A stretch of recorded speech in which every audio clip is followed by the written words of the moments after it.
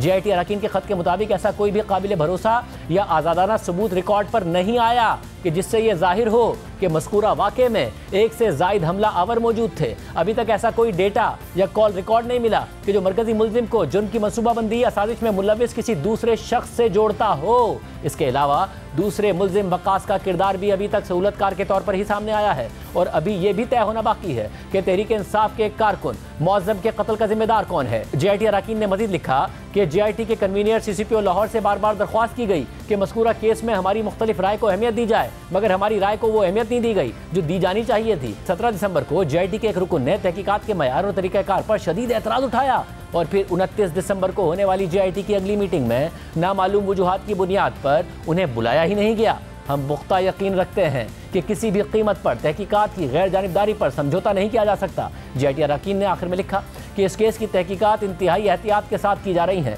तमाम अरकान और मावन अमले ने मेरिट पर तहकीकात को फाइनलाइज करने के लिए अपनी पूरी कोशिश की है। मजीद ये कि अभी भी ये मामला ज़ेर तफ्तीश है और कोई नतीजा अखज़ नहीं किया गया है, लिहाजा उसे मीडिया पर ज़ेर बहस लाना बहुत ज़्यादा प्री मेच्योर होगा। अब ये नया तनाज़ा था। इमरान खान ने अपनी मर्जी से जो JIT बनवाई थी वो तकसीम हो गई थी। एक तरफ अकेले JIT के सरबराह गुलाम महमूद डोगर थे और उनकी एकतरफा रिपोर्ट की बुनियाद पर इमरान खान खुद पर हमले को बाकायदा मनसूबाबंदी करार दे रहे थे। मुल्क के वज़ीर आज़म, वज़ीर दाखिला और इंटेलिजेंस अफसर पर इल्ज़ामात लगा रहे थे, मगर दूसरी तरफ JIT के बाकी तमाम अरकान थे जो गुलाम महमूद डोगर की फाइंडिंग से बिल्कुल भी इत्तफाक नहीं कर रहे थे। लेकिन 5 जनवरी को इमरान खान ने CCPO लाहौर गुलाम महमूद डोगर की एकतरफा फाइंडिंग्स पर यकीन करते हुए बाकायदा प्रेस कॉन्फ्रेंस कर दी, इल्ज़ामात और दावों की बौछार कर दी। वज़ीर आज़म शहबाज शरीफ, वज़ीर दाखिला राना सनाउल्लाह और मुहाफिज कहकर इस्टेब्लिशमेंट को चार्जशीट कर दिया। बाद में हसास इदारे के आला अफसर फैसल नसीर का नाम लेकर इल्ज़ामात लगाते रहे, मगर सिर्फ यही नहीं, गुलाम महमूद डोगर की JIT रिपोर्ट की बुनियाद पर तहरीक इंसाफ जो सवालात उठा रही थी उससे उनके अपने वज़ीर आला पंजाब और मौजूदा पार्टी सदर चौधरी परवेज़ इलाही पर शक व शुबहात पैदा हो रहे थे, क्योंकि वो खुद भी उससे इत्तफाक नहीं कर रहे थे। तहरीक इंसाफ का मौक़िफ़ परवेज़ इलाही को झूठा साबित कर रहा था और परवेज़ इलाही और मोनिस इलाही का मौक़िफ़ तहरीक इंसाफ को झूठा साबित कर रहा था।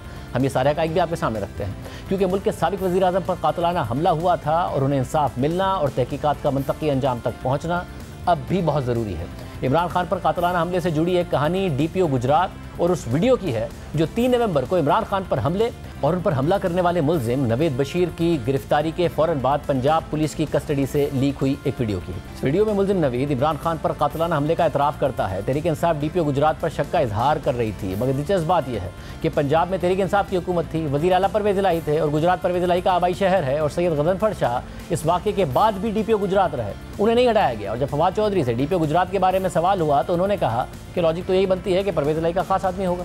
ये बताइए, DPO तो अगर गुजरात में DPO लगा था वो तो परवेज़ इलाही साहब की मर्जी से होना चाहिए था। एक वो DPO अब कहाँ है और क्या ये कोई खास आदमी नहीं होगा परवेज़ इलाही साहब का जो DPO था? मुझे पता नहीं है फ्रेंकली कि उनका कितना खास आदमी है, लेकिन आपकी मतलब एक लॉजिक तो यही बनता है कि उनका खास आदमी होगा। यानी DPO गुजरात पर इल्ज़ाम लगाकर तहरीक इंसाफ असल में जिम्मेदारी परवेज़ इलाही पर डाल रही थी और DPO का ताल्लुक परवेज़ इलाही से जोड़ रही थी, मगर दूसरी तरफ CCPO लाहौर गुलाम महमूद डोगर जो JIT के सरबराह भी थे वो भी परवेज़ इलाही के खास आदमी हैं और उन्हें CCPO लाहौर बरकरार रखने के लिए परवेज़ इलाही ने वफाक से एक लंबी खींचतानी की थी।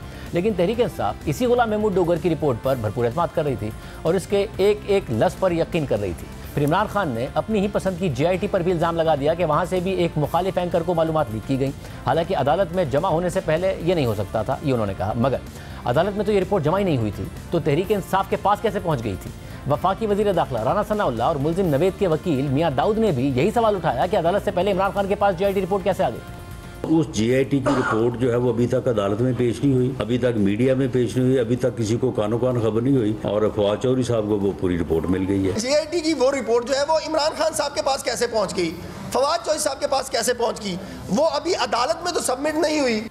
इस पूरी कहानी में एक और तजाद यह है कि इमरान खान पर फायरिंग सिर्फ मुल्जिम नवेद ने की थी या और लोग भी शामिल थे। फवाद चौधरी ने JIT रिपोर्ट के हवाले से दावा किया कि इमरान खान पर हमले में 3 हमलावर शामिल थे, छतों से भी गोलियों के खौल मिले। पुलिस इन्वेस्टिगेशन है उसमें ये बात साबित हो गई है कि 1 नहीं 2 नहीं बल्कि 3 हमलावर इमरान खान के ऊपर असैसिनेशन अटैम्प्ट में शामिल हैं। 14 जो बुलेट्स हैं वो ज़मीन के ऊपर से बरामद हुई हैं, 9 बुलेट्स वो एक बिल्डिंग के ऊपर से जो हैं वो बरामद की गई हैं, जो कि बिल्कुल सामने बिल्डिंग जो है वो मौजूद थी। उसमें भी 7 बुलेट्स एक जगह से मिली हैं, 2 जगह से बुलेट्स जो हैं वो और मिली हैं।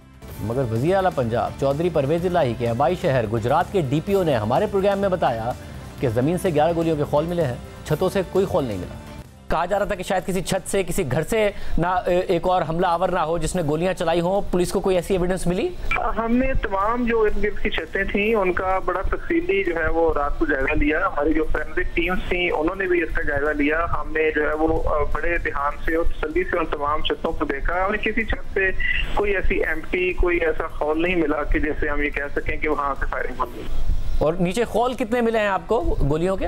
PFSA ने फौरी तौर पे मौके से जो है वो सारी अपनी एविडेंस को प्रिजर्व किया, तो उसके अंदर जो एम्प्टी थी वो टोटल कुछ 11 मिली है जी, जिसके अंदर 9 जो है वो पिस्टल की हैं, जबकि 2 जो है वो SMG के जो राउंड होते हैं उनके खौल हैं। जो SMG के भी आपको खौल मिले हैं वो भी नीचे से मिले हैं, छत से नहीं मिले? जी बिल्कुल नहीं जी। मुलजिम नवीद की पिस्तौल की गोलियों के खौल के अलावा 2 अलग खौल भी मिले थे। ये गोलियां किसने फायर की थी ये सामने नहीं आया, मगर गजनफर अली शाह परवेज़ इलाही के शहर गुजरात के DPO रहे और इमरान खान सहाफ़ियों, इस्टेब्लिशमेंट, वज़ीर आज़म और फ़ौज सब पर इल्ज़ाम लगाते रहे, मगर अपनी पंजाब हुकूमत होते हुए DPO का एहतसाब दूर की बात उन्हें उस वक्त तक ओहदे से भी नहीं हटवाया था। दूसरा बड़ा सवाल ये भी है कि मकतूल मौज़म को किसकी गोली लगी थी, क्योंकि पोस्टमार्टम रिपोर्ट में ये सामने आया है कि मौज़म को ऊंचाई से फायर की गई गोली लगी थी और वफाकी वज़ीर दाखिला राना सनाउल्लाह और मुलजिम नवेद के वकील का दावा है कि वो गोली कंटेनर पर मौजूद इमरान खान के गार्ड ने चलाई थी, जिसे शामिल तफ्तीश नहीं किया गया। इमरान खान पर हमले की जो वीडियो सामने आई उसमें भी इमरान खान के गार्ड को कंटेनर से फायर करते हुए देखा जा सकता है, मगर इसकी तहकीकात के हवाले से उस वक्त कोई हकाइक मंजर-ए-आम पर नहीं लाए गए। तहम इस कहानी का एक और अहम तनाज़ा हमले की FIR के इंदराज से मुताल्लिक था।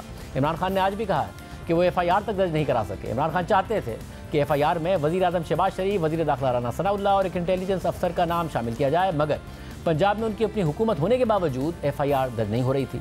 उस वक्त फवाद चौधरी ने इल्ज़ाम लगाया कि परवेज़ इलाही को बुलाकर कहा गया है कि अगर FIR काटी तो नताइज होंगे। चीफ मिनिस्टर को बुला के कहा जाता है कि आपने FIR नहीं करनी और चीफ मिनिस्टर जो है उसको कॉन्सिक्वेंसेस की धमकियां दी जाती हैं, तो फिर जाहिर है DPO किसने कहा था चीफ मिनिस्टर को FIR नहीं करनी? ये आप चीफ मिनिस्टर साहब से पूछें, उन्हें किसने बुला के कहा था कि आपने FIR की तो फिर आपके लिए कॉन्सिक्वेंसेस होंगे। लेकिन FIR के इंदराज के हवाले से खुद मोहन इस्लाही ये कह चुके थे कि हमने तहरीक इंसाफ को कहा था कि अपना कोई भी बंदा SHO लगा ले और कोई भी जाकर FIR दर्ज करा ले। उन्होंने ये भी कहा कि हमसे FIR ना काटने का किसी ने नहीं कहा था। और फिर खुद परवेज़ इलाही ने भी तहरीक इंसाफ पर तनकीद की और ये बात दोहराई कि उनकी मर्जी का अफसर लगाने की ऑफर की थी।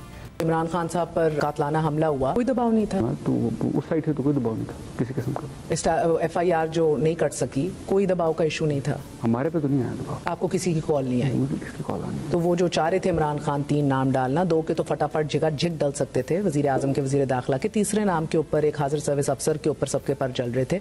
हमने जाके सिर्फ इनको ये कहा जी कि ये काम जो है ये इस तरह नहीं होना, आप इसका चार्ज ले लें। PTI के माशाल्लाह इतने सारे यहाँ पे बड़े बड़े खड़पेंच बैठे हुए हैं, ये सारे हलकों वाले हैं, तो इनमें से कोई भी अपने गाँव का SHO हमें दे दे, उसको हम यहाँ पे लगा दिया इन लोगों ने? किसी ने नहीं दिया, खामोश, एक बंदे ने नहीं दिया। मैंने कहा मुझे बंदा तो अभी लग जाएगा, उससे आप पर्चा अपनी मर्जी का करा लो, ये तो हाल है। हमने तो ये भी कह दिया था जी आप सिर्फ PTI वाले खुद लगा लें, वजीराबाद में स्पाई वो लगा लें, मुहर्रर वो लगा लें, जो मर्जी कर लें, IGP उन्हीं का है, सारी हुकूमत ही उन्हीं की है। तो इसमें हमें वैसे भी मैं ये समझता हूँ जो कुछ लीडरशिप है PTI की, उनको जिम्मेदाराना बयान देना चाहिए। उनकी अपनी हुकूमत है, वो खुदा का खौफ करो। जो आपका हाल हुआ था 25 तारीख को, आपकी जुबानें बाहर आई हुई थी और लाले पड़े हुए थे, तो ये शुक्र करो अल्लाह ताला का। ना शुक्री जो है ना अल्लाह को पसंद नहीं है। सवाल यह है कि इमरान खान सच बोल रहे हैं, मोहन इस्लाही सच बोल रहे हैं, या उस वक्त के DPO गुजरात सच बोल रहे थे?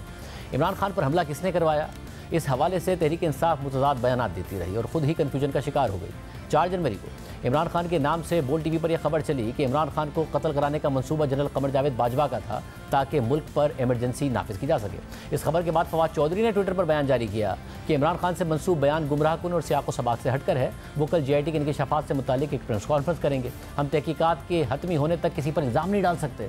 मगर फिर दिलचस्प बात यह है कि फवाद चौधरी उसी दिन ही काशिफ अब्बासी के प्रोग्राम में ये कह चुके थे कि कुछ हल्के इमरान खान से जान छुड़ाना चाहते थे और ये भी था कि अगर इमरान खान कत्ल हो जाते हैं तो पाकिस्तान में मार्शल लॉ लगने से कोई नहीं रोक सकता। वो हल्के हैं, वो पाकिस्तान में इमरान खान से जान छुड़ाना भी चाहते थे और ये भी था पाकिस्तान के अंदर के एक अगर इमरान खान को असैसिनेट हो जाते हैं तो फिर पाकिस्तान में जो मार्शल लॉ है वो लगने से कोई नहीं रोक सकता था। अब मुल्क में मार्शल लॉ आर्मी चीफ लगा सकते हैं और मार्शल लॉ वज़ीर आज़म और उसकी हुकूमत के खिलाफ लगता है, तो फिर शहबाज शरीफ और जनरल बाजवा दोनों एक साथ इस अमल में कैसे मुलविस हो सकते थे? आज़ादी। अल्लाह हाफ़िज़।